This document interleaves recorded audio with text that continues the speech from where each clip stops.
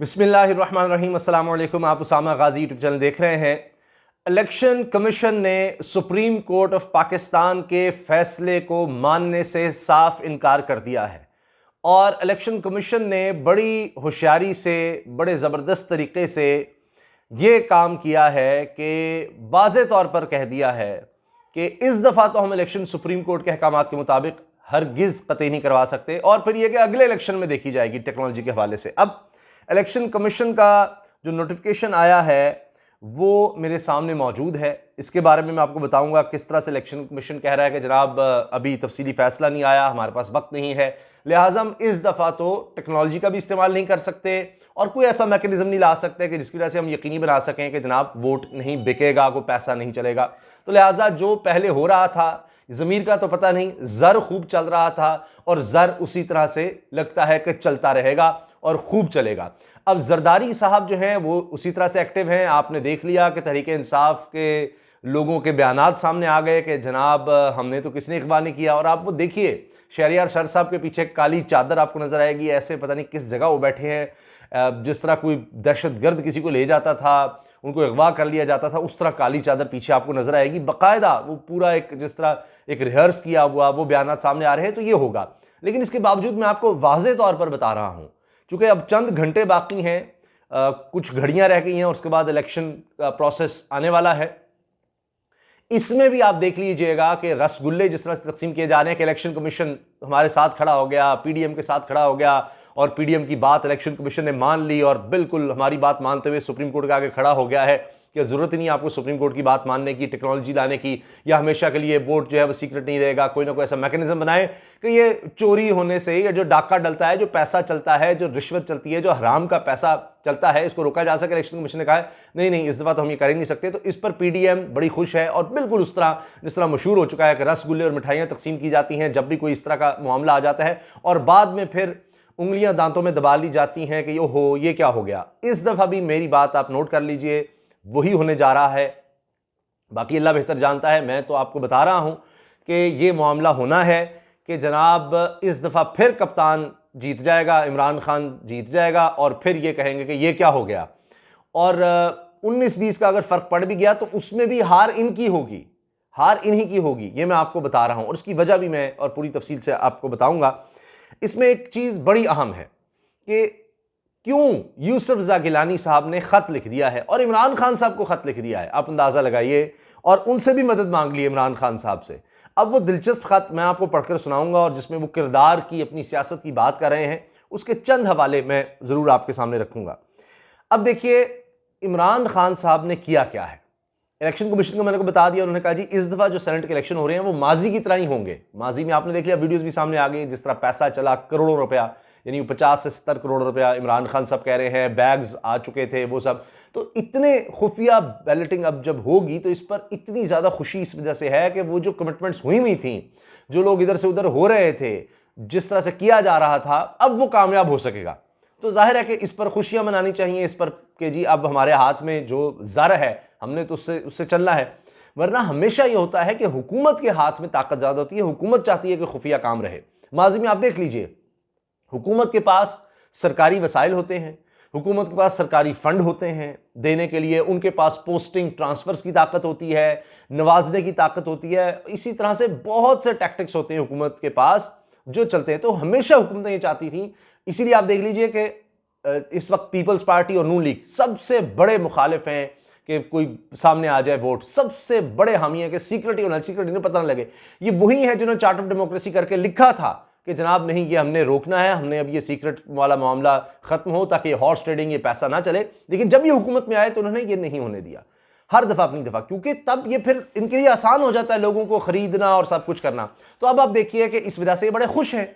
तो आप देख लीजिए अब पंजाब में तो चले जिस तरह से हो गया, शहबाज शरीफ साहब इन है, मरीम साहब आउट है। अब मरीम साहब तो अब जा भी नहीं रही। लेटेस्ट खबर ये है, अभी जब मैं वीडियो बना रहा हूँ उस वक्त तो यही खबर आई है कि मरीम साहबा अब वो ज़हराने में भी नहीं जा रही पीपल्स पार्टी के। तो हमज़ा साहब तो जा रहे थे आखिरी इत्तलात तक, लेकिन मरीम नहीं जा रही अब। तो वो हमज़ा और शहबाज शरीफ साहब इन हुए हैं। पंजाब में तो जनाब मुफाहमत के साथ पीटीआई और नून लीग में कोई सोच भी नहीं सकता था, उसमें तो चले बिला मुकाबला ही लोग मुंतखब हो गए। बलूचिस्तान में भी इस तरह की कोशिशें हो रही हैं। पीडीएम को ऑफर की गई बलूचिस्तान अवामी पार्टी की तरफ से, बलूचिस्तान की हुकूमत की तरफ से 4 सीटें, लेकिन वो कह रहे हैं कि जी हमें 6 चाहिए। तो अब उस पर चल रहा है। रिंद साहब को भी मना रहे हैं, कोशिश हो रही है कि संजरानी साहब मना लें चेयरमैन सेनेट, वो भी किसी भी वक्त खबर आ सकती है। अच्छा, खैबर पख्तूनख्वा में भी कुछ इस तरह से सिलसिला चल रहा है। शेख रशीद साहब ने कहा है वहाँ भी चीज़ें हो सकता है कि मुफाहमत से मैनेज हो जाएं। सिंध में चूंकि पीपल्स पार्टी का डंगा बोलता है, वो लोग जा रहे हैं। अब तहरीक इंसाफ ने भी ये किया है, इतलात ये है कि जनाब होटल बुक कर लिया है उन्होंने। अब जरदारी साहब से डर के कि यहाँ से लोग उनके होटल में न जाकर ठहर जाएं, तो एक होटल में अपने लोगों को तो कम से कम ठहराएं ताकि उनसे उस तरह से राबता और ये सब कुछ गेम ना चल सके। अब चंद घड़ियाँ रह गई हैं, लेकिन गेमें पहले काफ़ी ज़्यादा हो चुकी हैं। अच्छा, अब इमरान खान साहब ने मैदान में उतरने का फैसला किया।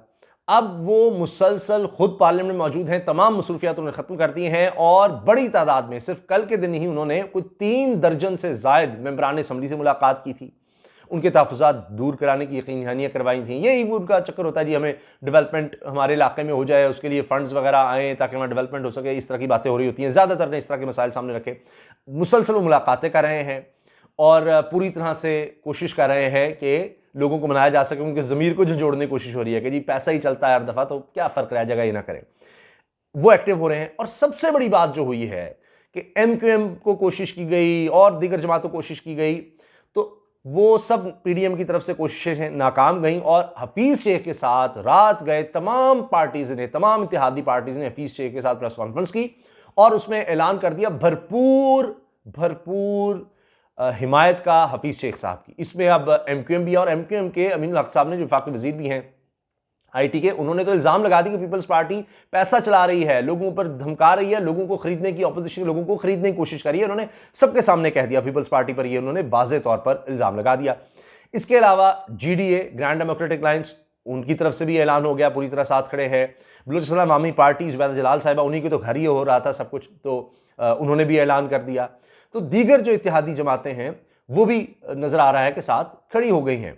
और काफ लीग की भी वहाँ पर नुमाइंदगी थी, वो भी साथ खड़े, उन्होंने भी ऐलान कर दिया। वो सारी जो गेम कह रहे थे जी चल गई है, ये हो गया, वो हो गया, वो भी कुछ नहीं। तो अब तकरीबन 180 नंबर है, 181 कुल बनता है, लेकिन एक नवाज साहब ने चूंकि बिलावल मिले हैं, उनसे जाकर जी ठीक है मैं गिलानी को वोट दे दूंगा, तो बाकी अब भी 160 हैं अपोजिशन के पास लोग और 180 हैं इस वक्त हुकूमत के पास नेशनल असम्बली में। सारा फोकस यूसुफ ज़ा गिलानी पर है और यूसुफ ज़ा गिलानी और हफीज़ शेख का असल मुकाबला है। बाकी सूबे मैंने जिस तरह कहा, सिंध में या कहीं और अगर 1-2 सीट ऊपर नीचे होती भी है, फ़र्ज़ कर लीजिए कि इमरान खान साहब या इत्तेहाद की एक सीट सेनेट में कम नज़र आती है जितनी उनकी होनी चाहिए, उससे इतना ही फ़र्क पड़ेगा 1-2 का। अगर होता है, अगर मैं बता रहा हूँ, ये भी हो सकता है कि इनका ज़्यादा हो जाए, लेकिन अगर कम भी होता है तो होगा ये कि फिर भी लान तान होगी कि जनाब ये पैसा चला है, ये ज़र चला है, ये ज़मीन नहीं ये ज़र चला है, और वो लोग मशकूक ठहरेंगे हमेशा के लिए। क्योंकि जिस तरह आपने देख लिया, अब भी उनको बुलाया जा रहा है कि पिछली दफ़ा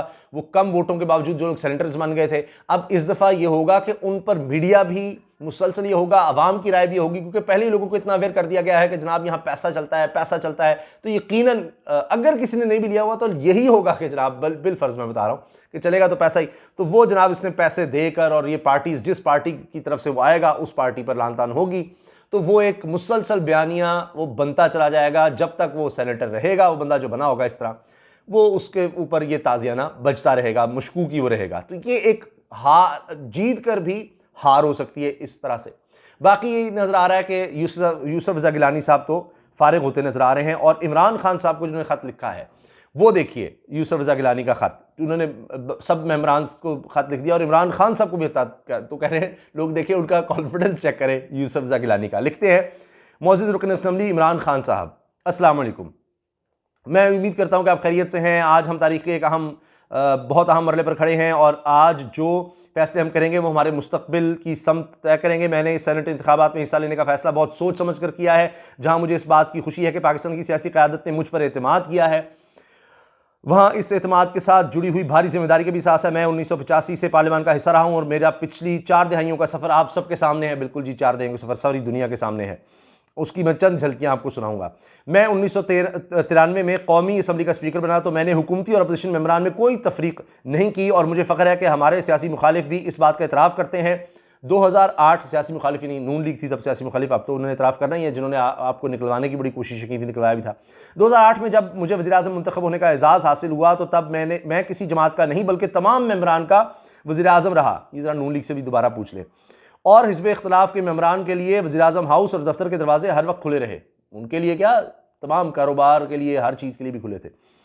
आज भी हमें इस यकजहती की ज़रूरत है। सियासी और नज़रियाती इख्तिलाफ़ात जमहूरियत का हुस्न है। आज हमने पार्लिमान के तक़द्दुस और वक़ार की बहाली के लिए इकट्ठे होना है। मैं ये इलेक्शन अपनी अना की तस्कीन या किसी हुकूमत के खिलाफ नहीं लड़ रहा, बल्कि इस पार्लियामेंट की नामूस यानी इज्जत के लिए, पार्लियामेंट की नामूस के लिए लड़ रहा हूं, जिसने मुझे और आपको इज्जत बख्शी है। मेरे पर इस पार्लियामान का कर्ज है, एहसान है। ये पार्लियामान मेरा घर है और आप मेरा ख़ानदान है। मैं उम्मीद करता हूं कि आप 3 मार्च को मेरी ज़िंदगी, किरदार और सियासत को मद्देनज़र रखते हुए अपना फैसला करेंगे। इंशाअल्लाह अपने और इस पार्लियामान के हक़ में फैसला करेंगे। सैयद यूसुफ रज़ा गिलानी। अब देखिए, जो आखिरी अल्फाज है ना, मैं उम्मीद करता हूँ 3 मार्च को मेरी ज़िंदगी, किरदार और सियासत को, किरदार और सियासत में आपको बता दूँ जो मशहूर इन पर वाक़यात हैं। एक तो ये कि जी तुर्की की खातून अव्वल तैयब उर्दवान की अहलिया, उन्होंने एक हार दिया कुदरती आफत से जो लोग मुतासिर हुए थे उनके लिए, और वो हार जनाब यूसुफ रज़ा गिलानी साहब की अहलिया ने रख लिया था। ये एक तारीख़ की बात है, तारीख़ी हकीकत है, सबको पता है इस बात का, और वो छप गया, बड़ी उसमें बहुत कुछ हुआ, वो आप देख लीजिए। अच्छा, फिर ये कि जी लोगों को भर्ती किया गया पैसे ले लेकर, और कौमी असम्बली तक में, और फिर लेटर पैड बने हुए थे पूरे ख़ानदान के कि वज़ीर-ए-आज़म का फ़लाँ उस पर काम हुआ करते थे। ये सब तरीक़ा से ये है जी किरदार। तो बहरहाल ये ख़त बड़ा दिलचस्प है, और मैंने कहा आपको पूरा सुना दूँ, और मीडिया में इसके बड़े चर्चे हो रहे हैं। यूसुफ रज़ा गिलानी ने इमरान खान साहब से ही मदद मांग लिया कि जी आप मेरी मदद करें। आप अंदाज़ा लगाइए, तो फिर इसकी क्या ज़रूरत पड़ी थी इस तरह के खतूत लिखने की?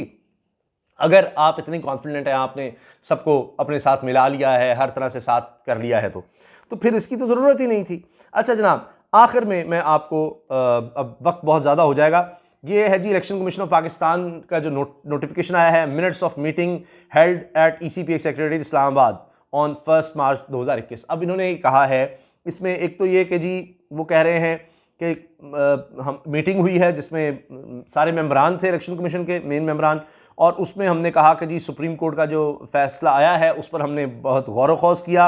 अब सुप्रीम कोर्ट ने हमें कहा है कि जी टेक्नोलॉजी का भी इस्तेमाल करो और आइन के मुताबिक जो है वो करवाओ इलेक्शन। और 218(3) कॉन्स्टिट्यूशन का जो आर्टिकल है जिसमें है कि आपने साफ शफाफ इलेक्शन करवाने हैं, जिसमें नहीं पैसा नहीं चलेगा, रिगिंग नहीं होगी, 2 नंबरी नहीं होगी, वो आपने करवाने हैं, यकीनी बनाए। जो आप नहीं करवा सके और हमेशा के लिए अगर आप सीक्रेट रखेंगे तो वो हो ही नहीं सकता। तो ये जब सुप्रीम कोर्ट ने कहा जी हमेशा के लिए सीक्रेट नहीं रह सकता, तो उस पर उन्होंने कहा है कि जनाब एक तो जो डिटेल्ड ऑर्डर है वो नहीं में मिला, तो लिहाजा अब ये है कि हमने एक कमेटी बना दी है 3 लोगों की, और ये कुछ हफ्तों में 4 हफ्तों में रिकमेंडेशंस लेकर आएगी, और इसमें NADRA FIA, ministry of IT और दीगर लोगों से हम मुशावरत करेंगे कि किस तरह से हम यकीनी बना सकते हैं कि जनाब ये टेक्नोलॉजी की मदद से हम साफ शफाफ इलेक्शन को बना सकें। तो चूंकि वक्त कम है, लिहाजा अभी जो 3 मार्च को इलेक्शन हो रहे हैं वो पुराने तरीके पर ही होंगे, उसी तरह से होंगे जिस तरह माजी में होते आए हैं। तो उसी तरह से पैसा और सब कुछ चल सकता है जिस तरह माजी में चलता रहा है, ये इलेक्शन कमीशन ने साफ कह दिया है। अब ये गेम अभी आगे बढ़ेगी, अभी हुकूमत का रिएक्शन इस पर आएगा, और मैं आपको वही अर्ज कर रहा हूं कि जितनी ऑपोजिशन इस पर खुश है कि इलेक्शन कमीशन हमारे साथ खड़ा हो गया है, ज़बरदस्त हो गया है, जिस तरह डस्का में हमारे साथ खड़ा हुआ है इस तरह खड़ा हो गया है, ये भी कोई ज़्यादा अरसा ये खुशी चल नहीं सकेगी, आप देख लीजिएगा। और मैंने आपको बता दिया है कि ये सेनेट के इलेक्शन में आप देख लीजिए चंद घंटे बाकी हैं उसका प्रोसेस शुरू होने में, और बैलेट पेपर भी छपने चले गए हैं, और उसके बाद जब ऐलान होना शुरू होगा सीटों का, जो रिज़ल्ट आएगा उसमें भी आप देख लीजिएगा कि फिर वही होगा कि जनाब मिठाइयाँ और रसगुल्ले हमने बहुत जल्दी खा लिए थे अपोजिशन ने, ये तो मामला फिर ख़राब हो गया। इजाज़त दीजिए, अल्लाह हाफ़िज़, पाकिस्तान जिंदाबाद।